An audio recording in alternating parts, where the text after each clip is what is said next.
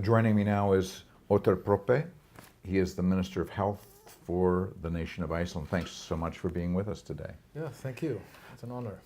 You've been to the Spirit of Humanity before. Mm-hmm.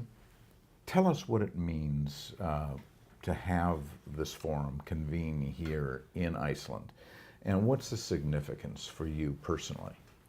Well, for me, it's a great opportunity to meet up with a very diverse group of people, a lot of very important characters, different characters who are working in all over the world in different settings, but also that we are speaking about spirituality, and the use, practical use and application of spirituality is very important.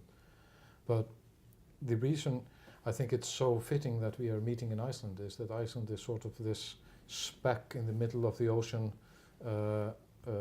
It's a small place, and we are getting a lot of guests here, and we are not a part of any. We're really in between continents. We're not a part of a superpower. We're not a part of this group or that group. So it's a bit of a free space for everybody, and of course for us who are stuck here on this little dot, it's great to be included. Yeah. What do you see the Spirit of Humanity Forum accomplishing?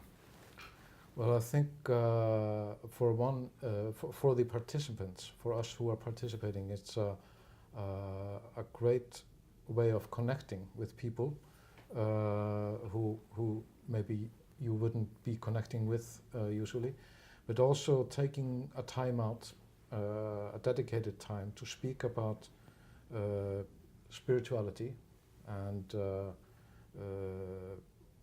practical issues in a worldwide manner, and we're not thinking about anything else. We're not trying to solve world hunger or other practical matters that we are, I think, most of us dealing with from a day to day. And I think that's, for me, that is so good to.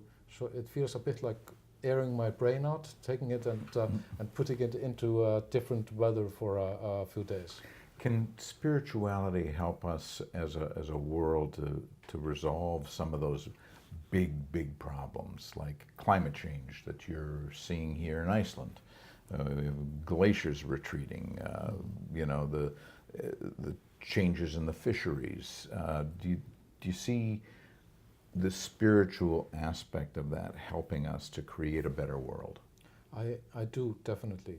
I think spirituality is a part of our makeup as human beings, and it's a very important part of our makeup as communities. Spirituality is an instinctive way for humans to work together or stay and live together. And nowadays we often talk about attitudes changing. That can be a spiritual movement. I think the movement of when attitudes change, when we stop thinking about nature as only a resource and start thinking about it as something precious that we need to leave alone or has its own value, that is a change in attitude, but it's actually a spiritual change. And I think spirituality is not only an aspect, but it's also a tool for us. You've participated now in all three of the Spirit of Humanity forums. What have you seen change over time? Well, I think for me, the first forum especially was a bit of a trial and error. We were trying to figure out how to do it, and actually trying to figure out what we were doing, why we were doing this forum, and for what. Since then, it's matured. We've seen more members coming in, and we see more diverse group. Diverse group, and that's good. It's broader, but I think also the purpose is more intense. And I remember when we were working before trying to organize the first forum, one of the things that we were discussing a long time was, should this be a closed session that was a safe session, but nobody from the outside would be let in, Mm-hmm. or should it be open? I think now we have the confidence that we are doing this not only as a session for the participants, but it is we are also open to speaking to the wider world, and that I think is maybe a sign of maturity for us who are involved, but I think it also shows that we've developed this discussion further. One of the reasons that Reykjavik and Iceland were selected, it is such a peaceful country, by and large. You don't have a lot of conflict. You don't have a standing army. You don't have policemen who are armed. How can we spread that beyond Reykjavik and Iceland? Is it possible? I'm an optimist. I think everything is possible. The first step is to show that it's possible. And I often mention that in 1980 Iceland was also the first nation to elect a lady president, a female president, Ms. Vigdís Finnbogadóttir. And before that it was totally unthinkable. A lady president, this does not happen. The only times this had happened was widows or something like this. But after we had a women president, it became normal.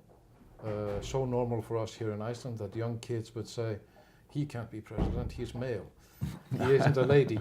But other countries could also look at a country and say, it's possible to have a lady president. So that's a very important thing, even if it's a small country. So even a small country can spread a philosophy. Of course. And do you see a point in time where some of the things that you've done here in terms of domestic violence, in terms of trying to keep people from committing crimes once they have committed crimes, to demilitarizing, do you see that as a possibility? I see it as a possibility, but I don't see the easy way out.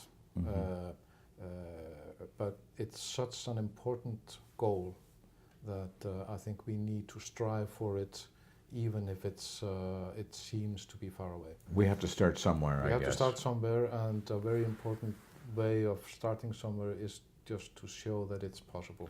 And do these conversations, the Spirit of Humanity Forum, does that help to promote? Yeah, it promotes the discussion. It also helps, I think, the participants to just to realize that they are not alone, that we are, a lot of people are thinking in similar fashions all over the world.